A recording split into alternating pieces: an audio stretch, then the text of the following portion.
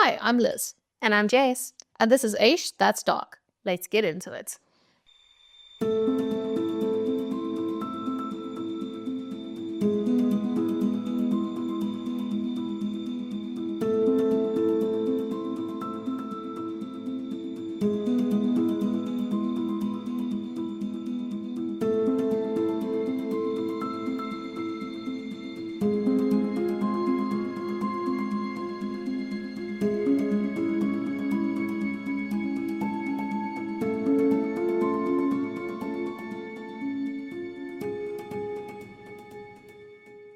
Welcome back to Eish, That's Dark, the show where we sit and talk about the South African stories that never made it into the textbooks.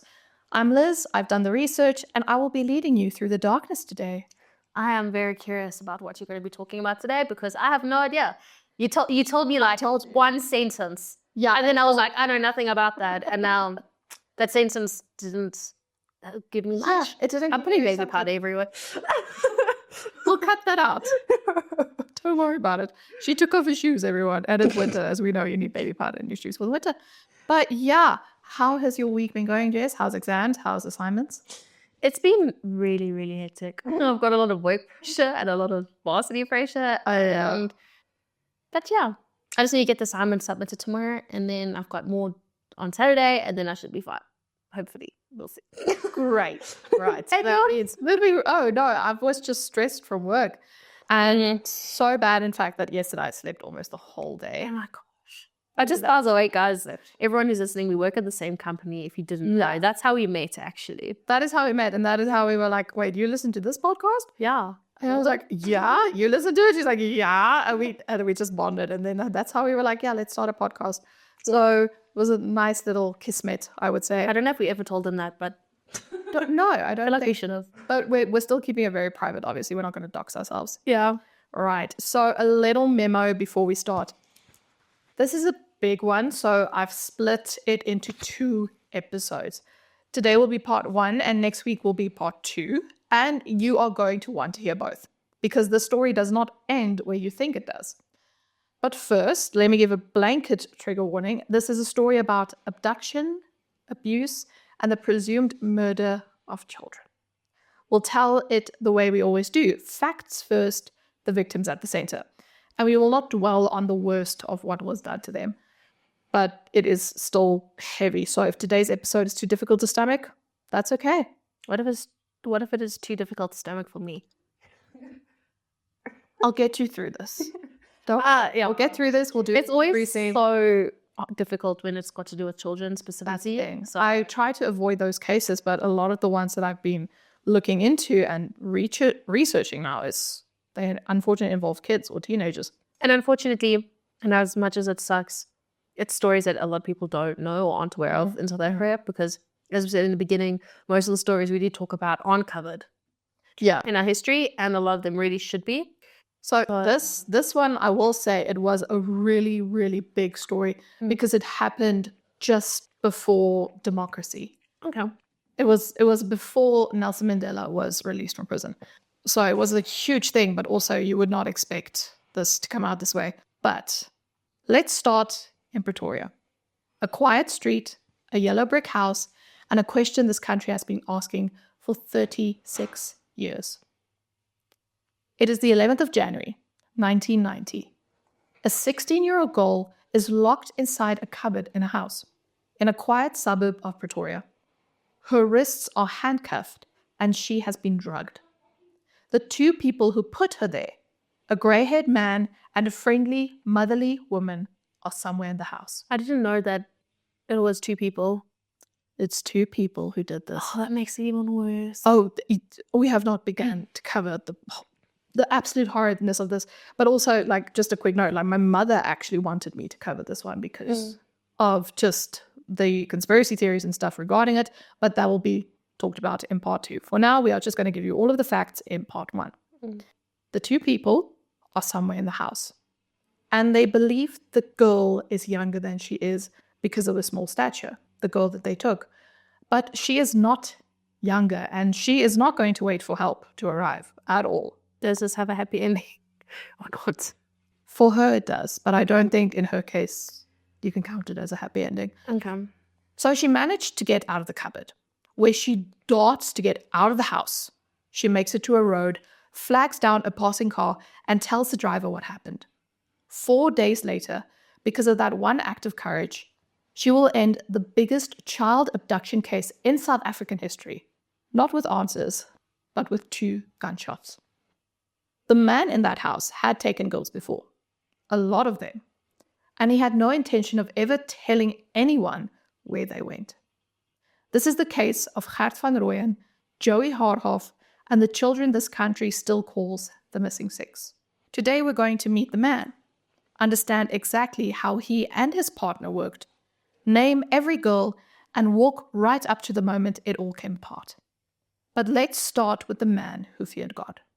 Why is that Gert van Rooyen? Oh, good dog. Yeah, I can't talk. I'm sorry.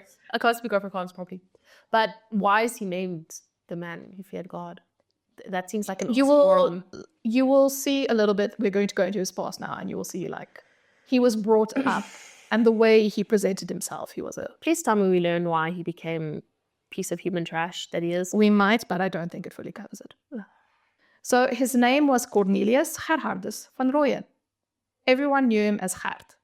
He was born on 11th April 1938 in what was then the Union of South Africa, and his nickname in Afrikaans was the kind of thing you call someone you're fond of, bakkie, or little buck.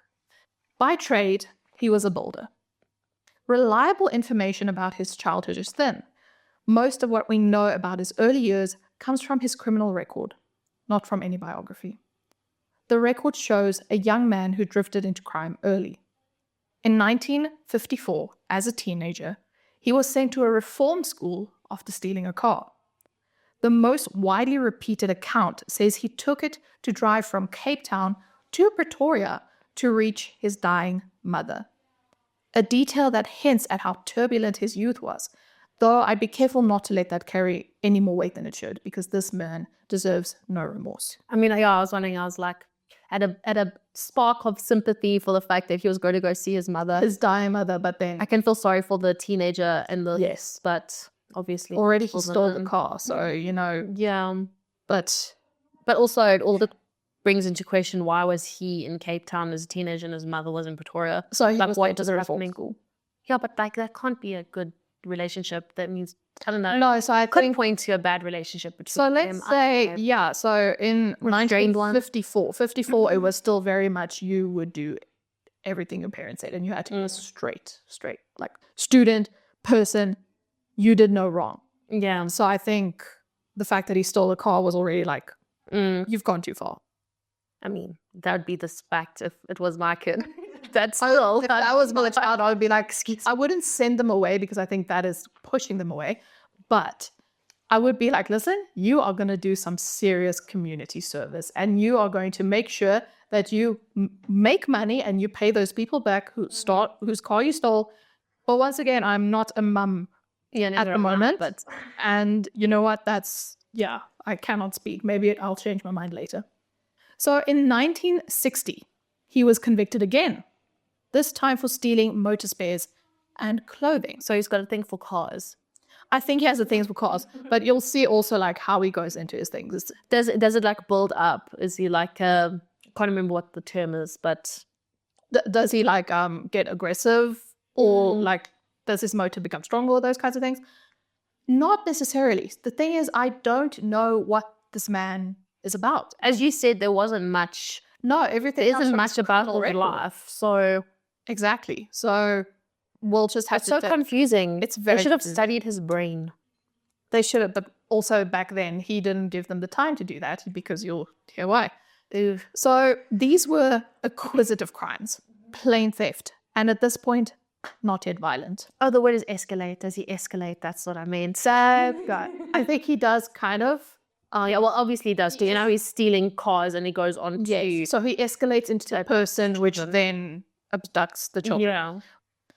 These were acquisitive crimes, plain theft, and at this point, not yet violent. For a long stretch afterwards, he looked like an ordinary man. He married a woman named Aletta, and they had 6 children. I mean, today in this economy, I mean, that was the 50s, so not in that was the 50s. Like that economy. they bought like a loaf of bread and milk for Was he like they? 7 cents. I feel like whenever I hear about someone like this, where they have a family and everything, it's just like, oh, so they just like your cover up to like mask it. You are a human and actually have emotions. Maybe he wanted to actually live a straight life, but then he turned out. But like, I always say Ted Bundy, but so many serial killers, they have families and everything to make it seem like they actually are function as a human would. But this man, you're gonna see he has a mask at some point. So him and Aletta had 6 children: Annemarie, Judith, Hannes, Flippy, Gerard, and Adrian. Very Afrikaans names. Very. He ran a building and construction business with his brothers. It gave him a legitimate income and a reputable public face. And, as it turned out, the vehicles and tools that would one day tie him to his crimes. Man slipped up big time. But he was... I'm dad. I'm dad is not smart. No, he's just heartless at this point. So he was, by the accounts of the people who knew him, religious, church-going, and outwardly respectable. But in 2007, when everything came to light, a journalist named Christina Gallagher caught the whole horrible contradiction in a single headline for The Star. A man who feared God and preyed on young girls. That is the most insane headline. Such a juxtaposition. It is. And no. Yeah, but I want to flag something here because it runs through everything that follows. People hear church-going family man and a predatory child abuser and assume those things must have been at war inside of him. They usually aren't. In these cases, the respectable surface isn't a struggle. It's camouflage. Yeah, which is what we were saying. Exactly. Yeah. It's a thing that lets a man stand next to a child's parents and not be the first person anyone suspects. His marriage to Aletta, unfortunately, ended in divorce in August of 1983. I mean, not unfortunately for her. Not unfortunately for her. Like, she dodged the biggest bullet. Yeah. And a few years later, the camouflage was put on indefinitely. I'm scared. The first clear documented sign of what Gert van Rooyen really was came in 1979. That year, he abducted 2 girls, aged 10 and 13, and took them to Hartpiespoort Dam, near Pretoria, a dam and resort spot where city people go for the weekend. There, he assaulted them. He struck them. He sexually abused them. After his heinous crime and his heinous act against these 2 innocent girls, he released them in Pretoria the following day. And they were just babies. I can't even. So young. Were they related or were they just friends or? No, he just abducted 2 girls. That's such a huge escalation though. It's like, where's the gigantic escalation? It's not even like, oh, someone reported him for abuse. Yeah, or being a peeping Tom or something. Usually or just being a little creepy and touchy, but yeah, he was like, you know what, I'm taking 2 girls, I'm driving. And he just released them. I mean, I'm so glad he released them. Thank goodness he released them, but it's also like a weird thing. Like, for them. Did he think they were not going to speak? Did he think they were... Well, I don't care what he thought because he's clearly stupid. So, and I'm glad for that. And, you know, his stupidity obviously helped these girls in the situation to at least get out of the situation alive. But they still had to live through that. I know, and I can't even imagine what they go through every day. So he was arrested. Is he dead? Yeah. Okay, good. Yeah. Actually, not good, because you'll see why. No, he was convicted of abduction, of sexual assault, and of common assault. And he was sentenced to only 4 years. Excuse me, what in what world do you sexually abuse anyone, especially children, and you only get 4 years and serve 3? See, that's not why he continued doing what it is, because he was like, I can get away with it. Why not just continue doing it? I'm a white man in the high tide of apartheid. No one's going to care. And it's absolutely disgusting. And it's just like the fact that the sentencing for a sexual crime against children and abduction and abuse was only 4 years. Like I say it every time whenever I read these cases. Still today, it is a problem where we see predators and those who are guilty of sexual assault or any sexual crime against any person. Doesn't matter, woman, man, non-binary. It does not matter. Any person, they do not get a long enough sentencing. They need to. The thing is, it's frustrating me so much because if they had just taken this seriously, I know it's an absolutely terrible thing, but if they had taken this more seriously, then it wouldn't have happened to other people. And it still happens today. This happens in, I want to say like 90% of situations where it's like a serial killer, serial rapist or something, where they got him, they kept him for like a few years, and then they got out because they didn't take it seriously enough. They didn't get a long enough sentence, and then they just do it worse and they do it more, and it's like just destroy slap on the wrist everyone's lives because they're like, oh, I didn't get a long enough sentence, so it must have not. It's worth, and in their mind, it's probably like worth it to them, which is so sick and disgusting. But it's disgusting. It's like, but it gets worse. So I need everyone to realize what this conviction means, because it is the hinge of this entire story. By 1979, the South African state had it in writing. It wasn't a rumor. It was an actual conviction. This man abducts children. This man sexually assaults children. And after 3 years, he walked out of prison a free man. So when girls began disappearing around Pretoria and Johannesburg in 1988, this man with that exact record should have been one of the very first doors the police knocked on. Should have been like the first, like, exactly, like, oh yeah, the history of this? Yeah, but keep that in the back of your mind because it is one of the parts that hurt the most, but it will only come back in part 2. So you're telling me there was bad police work done as well in this case? Incompetency. So let's continue where we left off in 1988. Some years after his divorce, Van Rooyen began a relationship with a divorcee named Francina Johanna Hermina Haarhoff. Isn't it divorcee? It's divorcee. Divorcee. Divorcee. I'm bad, see that. Usually they say, oh, this is a divorcee. I say divorcee. Divorcee, that sounds stupid. I don't say that. It sounds okay. I don't know. I've heard people say it. It sounds like you're saying the tiny sausage in Afrikaans. Divorcee. Gosh, I'm sorry. That is very inappropriate for what we are dealing with, but let's just have some humor. We have to bring in some light moments. We need to bring light moments. Right. The lady with the million names, everyone called her Joey. What was all her names? Francina Johanna Hermina Haarhoff. It's because she had so many names. Yeah, back then they were like, we need to name you after every single forefather you had. But you know what they say about people who have multiple names? What do they say? I'm talking about not me, but like, I don't know, if you just, like, some people say that people with like multiple names is like the reason they're evil. It's like you've got a triple name, like, oh, you have 3 names, you have 3 personalities. Yeah, I don't know. It's just a common thread that sometimes runs between that is true, people, yeah. And a lot of people are Scorpios like this. Anyway, not that we believe in astrology. So everyone called her Joey, and she became his partner and his alleged accomplice. The two of them holidayed together at Warmbad, or warm baths, and at Mshloti on the KwaZulu-Natal coast. Places that would later take on a very dark significance for the people searching for the girls. Here is where you must understand the method of their crimes, because it is the engine of this whole case. Investigators came to believe Joey's role was central, and the reasoning is something that sends a chill down my spine. A strange man approaching a child trips every alarm a child has ever been taught when it comes to strangers.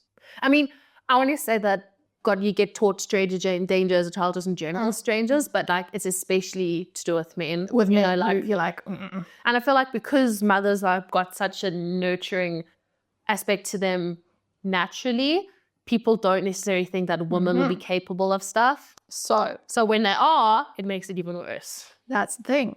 A warm, motherly-seeming woman does the opposite. She disarms. It is a recognized pattern in child abduction offending. The female accomplice is not a footnote to the man, she is the key that opens the door. And the evidence that this is exactly how they worked is substantial. Now, here's a crazy thing that it's so strange, but this is something they legitimately did. Children's homes reported that a woman had telephoned asking to take girls home for weekends and holidays. For what, like babysitting?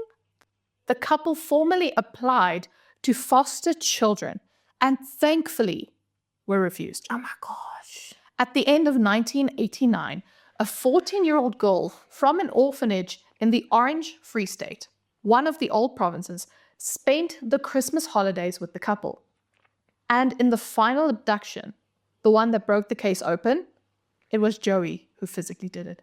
So they actually had the audacity to phone children's homes or to be like, we want to foster children. Yeah.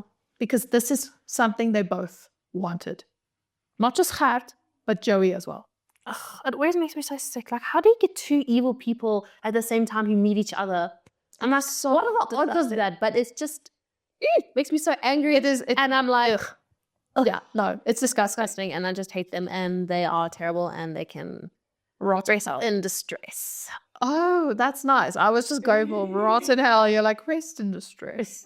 Like, don't ever get peace. Like, I hope you live through the hell you cause these little children every single Yeah, I hope you were buried like death old and people. whatever else is in the afterlife.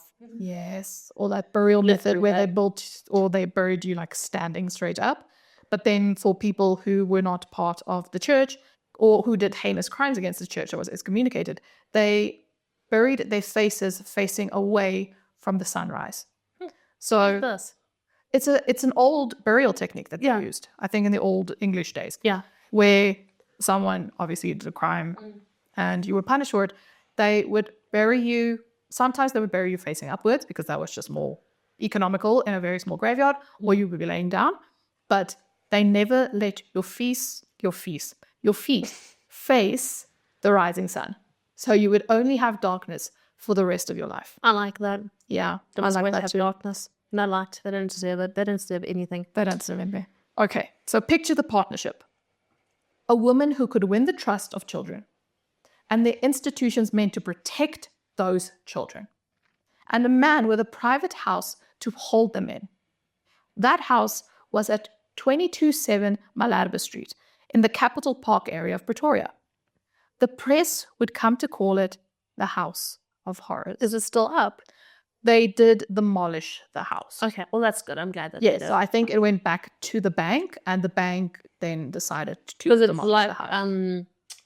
what's his name, Edgeen, with their house, and then people would Yeah. steal pieces of it and everything, and then it just causes people to go Or there. the house of crazy things, and where when his house burned down, people went and stole pieces of his house because he was like yeah, a very big Satanist. But yeah, I don't like that. I prefer it when they bash it down because obviously there's a lot of bad energy and everything in there. yeah, just and like all that darkness you must get rid of, and then obviously because it will attract people who are only interested in it will attract that, and then they put people who actually weird live in that, people. yeah, the people who live in that area are obviously going to Yeah. So some of them Nuts. turn it into a tourist attraction, which Yeah. I don't think is the right thing to do. no. Not with this No, case it's specifically. not. So let's go back to the foster applications. They applied on paper officially to be handed children to raise. Their applications were turned down, but think about what that means. A convicted child sex offender. Was he already convicted when he applied for this? Yes, remember he abducted those. Yeah. I just didn't know if it was before or after. No, so this was after. That's insane. What makes him think that he would get like? The new clean slate of him having a new wife. See, that's the thing. So a convicted child sex offender was openly applying to foster children. And the system response was a stamp that said no. And then nothing. You would think that they would flag it. They would come and be like, "Yo, what are you doing?" Like, my God, this is weird. You've been like lying and applying. He shouldn't he have been like in his sentencing? He should have been like told he can't go anywhere near children or anything. Should have had like, No, but usually they have like a thing that you can't go anywhere. Yeah, like 100 feet with schools or something. yeah. He should have that in place. No, I remember it was apartheid and he was a black man. So there was no flag. This there is were the no part blocks. of apartheid that you like like the bad part of it. Obviously, it's all bad, but like this is the part that you don't really hear about often, which is so terrible. So with this, like, even though like they knew this man, but no one was asking the obvious questions. So let's go to the first to vanish. I am going to take you through the disappearances now. And I'm going to do it properly because these children with bags and badges and favorite shops and families expected them home for dinner. These were real. My heart breaks for these children. Who's like, and it's the 50s. Like, of course they're going to go out and have fun. And they're going to get abducted. It was like you can play outside until the streetlights come on, then you have to come home. Like people weren't worried about stuff. No. Especially because I'm assuming that area wasn't a dodgy area. It was safe. So that's the scary part. And that's why I'm so scared of ever having children, because like you have to I would never stop thinking about protecting my child because it can happen in a split second. Like, but then it's that thing of you are overly conscious about it and you are protecting them from your fears when they don't have a normal life to live. And I know. That's why I'm scared. That's the thing. I need to protect them, but like I can't be a helicopter parent. You know? That's the thing. Like that's every single day I appreciate how my parents raised me. Even though they were strict, like as an adult right now, I'm like, you did the best possible job that anyone could. Yeah. And I don't know how they did it. No. Being a parent is one of the hardest things. It is so difficult. To all the parents out there, thank you. And we appreciate you. Truly. On a quick note, sources sometimes disagree about the girls' aged, like the exact year when, or how old they were in an exact year. Where they do, I'll use the most commonly reported figure and then I'll tell you there is a dispute. Either way, though, they're still little children. Yeah. And even if it's a year difference, they're still babies. Exactly. So Tracy Lee Scott Crosby. That's 14. Such a cute name. Right? It's a beautiful name. I love that name, actually. The first disappearance now tied to the case. The 1st of August, 1988, in Randburg, near Johannesburg. She was last seen by witnesses climbing into a Volkswagen Beetle outside the Cresta shopping center. Now I'm convinced that the VW Beetle was cursed, because first it was Ted Bundy with his Beetle, and now it's this dude. Don't give Beetles a name. The most of you call. I get what you. No. Why? And it's such an unassuming cute car. That's the thing. I think I hate that part so much. It's like such a wholesome car. Yeah, you would think like, why? I hate these people so much. Like, yeah. I hope they're burning. Not to be dramatic. No, that is not dramatic. That is not. I haven't even heard exactly what they found. I've heard enough, and I hope. Yeah, I don't know. Yeah, no, this is not even the worst of it. But your reaction is appropriate. So a nationwide police search and a poster campaign followed. She was never found. And there's a footnote that is almost unbearable. Her brother Mark had declined to go shopping with her that day, and the guilt followed him for the rest of his life. Oh, that's so heartbreaking. But years later, in a completely separate and infamous case, he was convicted of the murder of a farm worker. Why is this case rotten to the core? Either something happened in that man that completely broke him, like him not being. You can understand though, like the amount of guilt. He is not who we're talking about today. So I would say like some sympathy is due because something clearly broke him.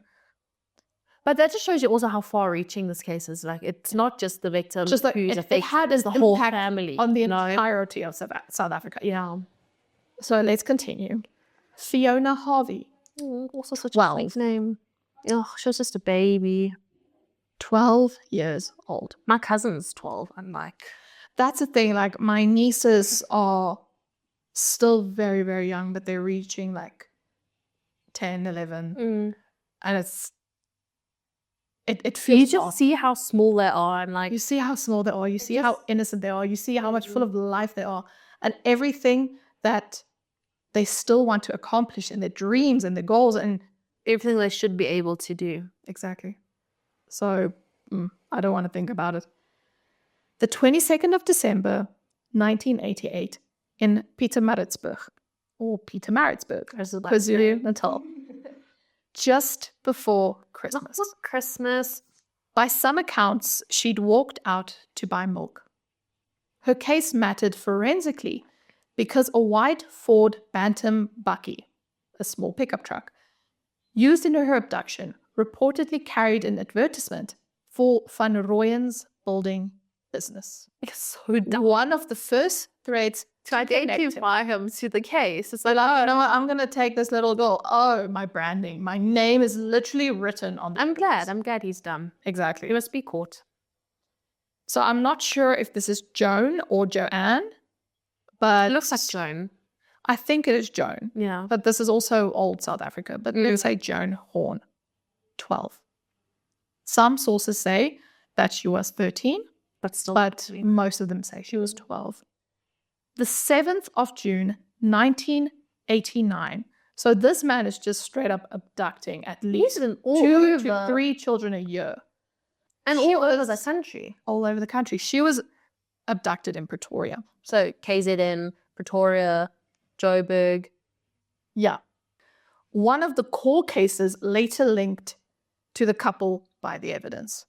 What evidence? You will see. Okay. In part 2. Oh, yeah. So once again, I think this is Janet Dalport or Janet Dalport, 16. July 1989, Durban.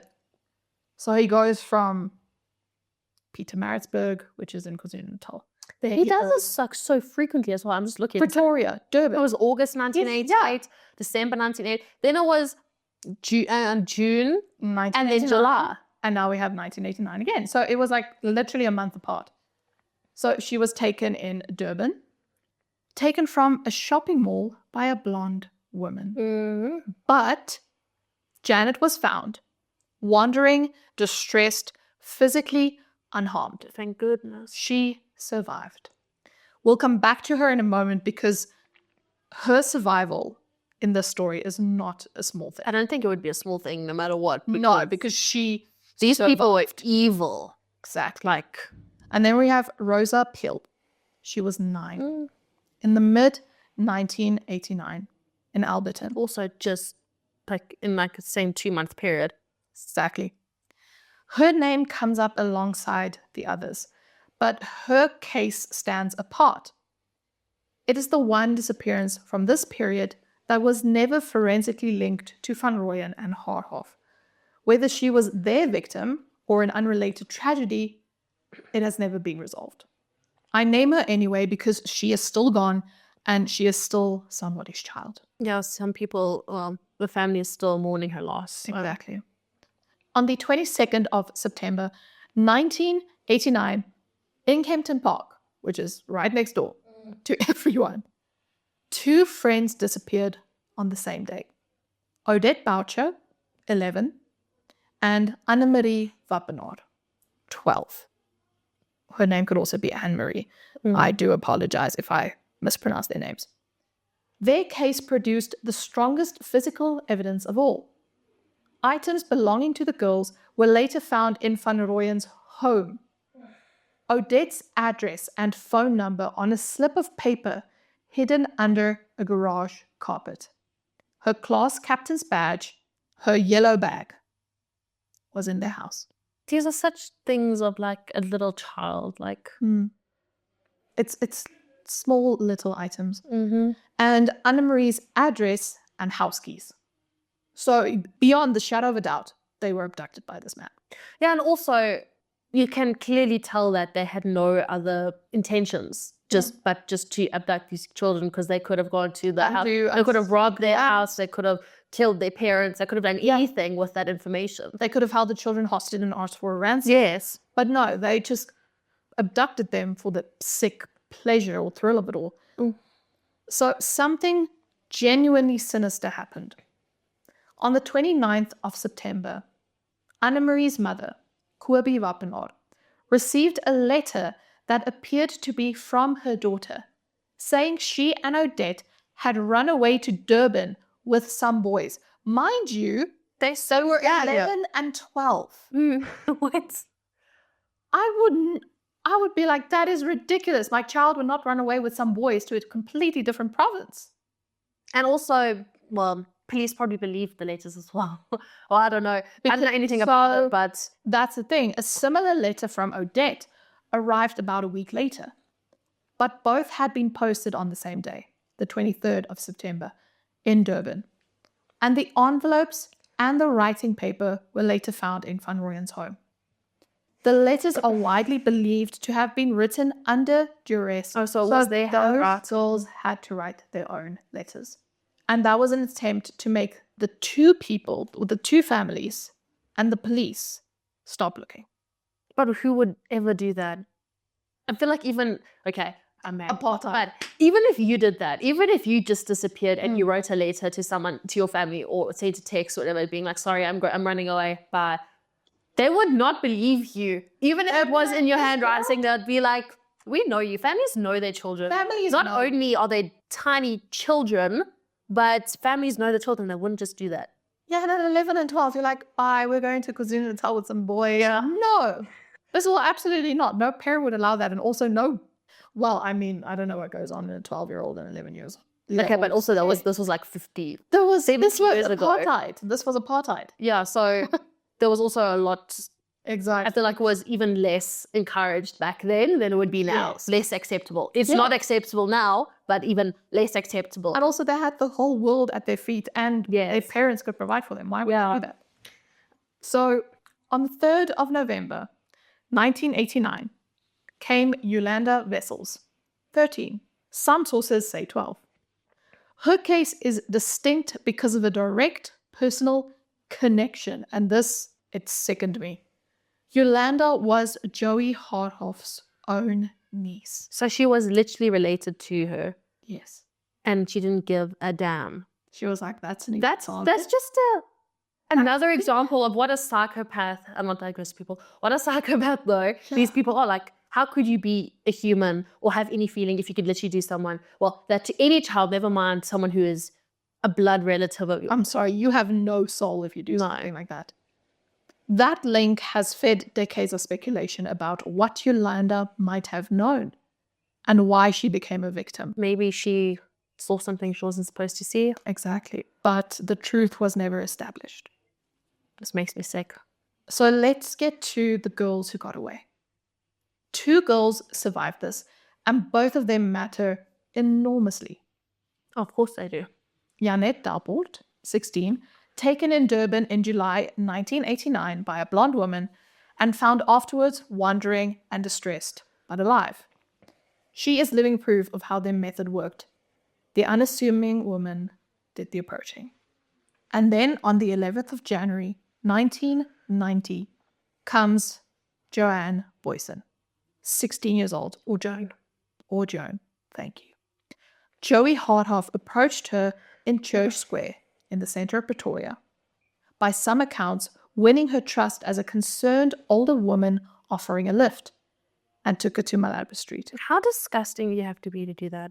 Like, You can't even call them monsters or animals. No. You can't even call them animals, sorry, because animals don't do this to their own kind. Like, they are monsters. They are the worst of the worst. They are pure evil. So there, Joanne was handcuffed, or Joan, drugged, sexually assaulted, and locked in a cupboard. And it's widely believed her captors thought she was younger than 16 because she was small. That is the girl from our cold open. She got out of the cupboard, she got out of the house, and she got to a road and raised the alarm. And everything the police needed came from her. I'm proud of her, though. Good for her. Amazing. Amazing. She's now an amazing, amazing woman. Imagine living through all that and...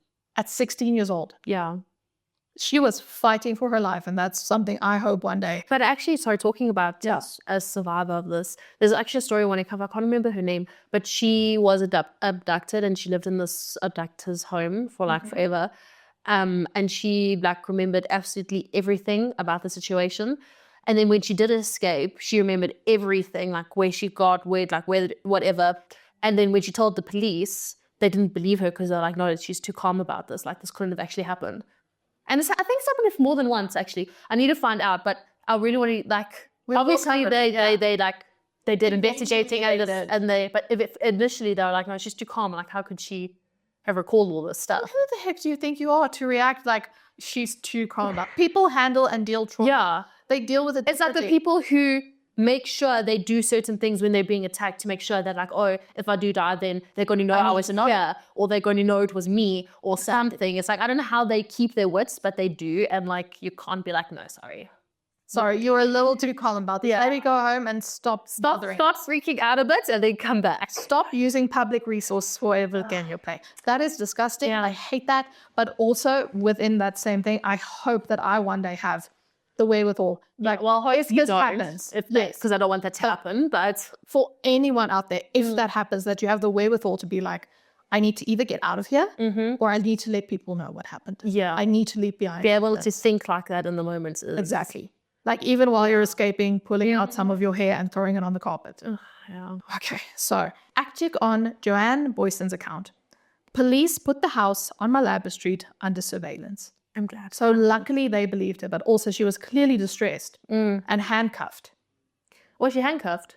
They did handcuff her. So I don't know if they handcuffed her and put her into the cupboard or if they handcuffed her into the cupboard. But I would assume they just handcuffed her because she got away. Yes. I thought you meant the police handcuffed her. I was like, what? Oh no. That would be ridiculous. I was confused. Don't worry. We figured that out. So 4 days later, on the 15th of January, 1990. That wasn't even that long ago. Sorry to interrupt you. That wasn't long ago. It wasn't that long ago. What year were you born? 94. That's literally... But see, my eldest brother was born in 88, so... That's even crazy. Oh my gosh. I mean, yeah, it's absolutely insane. So on the 15th of January, 1990, they spotted Van Rooyen driving a white Ford pickup that matched the description of a vehicle used in one of the abductions. And the police moved in. As the police closed in on him, Van Rooyen shot and killed Joey Haarhoff with a .22 revolver. You gotta be kidding me. Then he turned a second, larger revolver, a .357, on himself. What the? I am so upset right now. A small number of sources put the deaths on the 16th. The 15th is the most commonly cited. I don't care what date it was. I care that he took the coward way out. Instead of facing his consequences for those innocent lives he took, he chose to kill himself and his partner. What? It just shows you how sick and disgusting they are and how, like, what actual pieces of you know what they are. Because, like, it blows my mind that they could do that. And just... You know what? They chose when to die. They didn't give someone else chance. And they chose their own way out. And you would think, okay, he killed Joey first because he was like, I don't want her to see me die, right? Mm-hmm. Your mind could go that way. But then I thought about it for a while and I'm like, he doesn't want her to talk. He doesn't want her to survive. Yeah. Because a true coward would have shot himself and he would have left her there. Yeah. But he was like, I don't want her to talk. She's going to talk. And also that happens so many times in like almost every single case of couples who are evil, like these two pieces of garbage, they always turn on each other at some point in the case. And so obviously either get rid of each other or they throw each other under the bus. So one of the officers who was there and why did you spoken about guns on him, actually, sorry. That is weird. Why do you have two different calibers of guns? Yeah. I don't know what the gun laws were back in the day, but yeah, it was a far. But either way, I'm like, why would you have two? Why not just one? Yeah, why didn't you just shoot? And didn't he use the bigger one on himself? He used the smaller one. It's a larger revolver, so I would say it's bigger. We don't know how guns work, people. Can you tell us? Yeah. If we would probably like you let us know because I'm always interested in learning. But yeah, no. Okay, so one of the officers who was there has spoken about it on the record decades later on Jacaranda FM. His name is Don Chandler. He said he was one of the officers who chased Van Rooyen that day and that he watched the man shoot Haarhoff and then himself. And then he said the line Mehdi couldn't stop thinking about. We were so close to getting answers. That is also what's so frustrating about this, because not only you don't know anything about his life, but you don't know what caused this, you know what happened in his life, you don't know why he became this type of person, you don't know anything about her, you don't know what they did, you don't know where how many actual victims they had. Yeah, you don't know how many victims are, you don't know where the bodies of these poor girls are, you don't know anything. Like, there's so many answers, and the families of these girls can't get closure, and it's just, there's so much. But no, they decided to, so selfish. after destroying so many lives already, they decided to take it a step further and kill themselves to no answers. So no one would get kosher, or anyone could get justice. I feel like it just makes them even worse. I don't know if that was possible, but it makes them even worse. It makes them worse. Because that is exactly what died in that car. With both of them gone, the one question that actually mattered, where are the girls, went into the ground with the only two people who could answer it. And here's the context that makes it bleaker still, if you can believe it. 3.5 weeks after Van Rooyen killed himself and Joey, on the 11th of February 1990, Nelson Mandela walked out of prison, and the entire attention of South Africa turned to the end of apartheid and the birth of a new country. So as much as that part isn't bleak, because it's not bleak in itself. It is the part that's bleak is that people's attention were turned away from the death and the abduction of these poor innocent girls and got turned to something that was obviously a lot more happy and exactly. And that's the part that's sad, not the part that the part that's sad is the fact that a nation staring at its own future had very little room left to keep looking for 6 missing girls. The timing was nobody's fault, but the girls paid for it anyway. Nelson Mandela getting released from prison was the best thing that could happen to South Africa. But it completely overshadowed this pain for the families. So it's once again a horrible juxtaposition that we're dealing with. The timing is just... Like we said, the timing was nobody's fault, but the timing was off. So that's where I will leave you for part 1. It was very brief. It was almost like a summary. But we were left with 2 perpetrators dead. At least they're dead. And I hope they're just suffering every day. I hope they're just rotting. Yeah. With at least 6 girls gone. Taken, abused, and presumed murdered, with not a single body recovered. And it's so frustrating that we just don't know. We don't know. And a house full of their belongings. And no one left to charge. Ugh. You'd think that's the end. A terrible, unfinished end, but an end nonetheless. It isn't. Because months after Gert van Rooyen and Joey Haarhoff were dead and cremated, something turned up in a fabric shop that should not have been possible. And 36 years later, this country is still digging up beaches. But all of that will be discussed in part 2. Man! Before we go... No! And then we're not even recording part 2 today, so now I'm really like... Now you're like, oh, really? Seriously? You are not reading... I'm going to be with you guys on this on this one today, because I have to wait until I'm going to delete this document off your iPad so you don't read it. That's fine. Before we go, we come back to the people, because that's the whole point of why we do this. Mm-hmm. And this halfway mark, I want to hold on to 2 of them. Janet Delport and Joanne Boyson, who was 16 years old, drugged and handcuffed and locked in a cupboard, who got herself out and finally gave an answer to the many disappearances. The strength of her, I can't get over how strong she was and just how she managed to do that. 16, like, she was... I hope she's living the best life. Right. Like, she is so blessed. I hope she is so blessed. Whatever else this case is, it is also the story of a teenage girl who refused to be one more name on a poster, and in doing so, ended it. Every girl who would have come after her owes her something she'll never be thanked for. Mm-hmm. And I want to say the names of the ones we'll spend more time on in part 2. Tracy Lee Scott Crosley, Fiona Harvey, Joan Horn, Odette Boucher, Annemarie Wappenaar, Yolanda Wessels.